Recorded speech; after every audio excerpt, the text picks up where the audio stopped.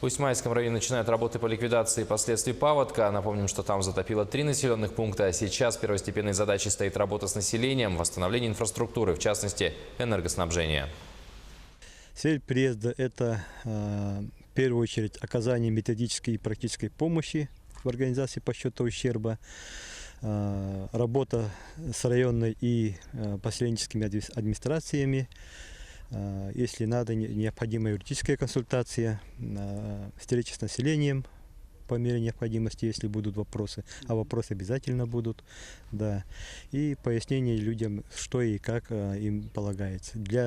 Наша цель основная – это оказание в кратчайшие сроки доведения до пострадавшего населения материальной помощи.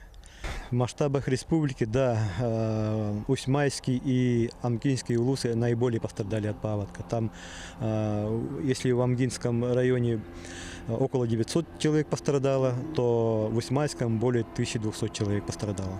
Пришло дизельное оборудование на восстановление электроэнергии в поселке Эльдикан. Что именно? 3 дизель-генератора, соответственно, бухта провода, изоляторы.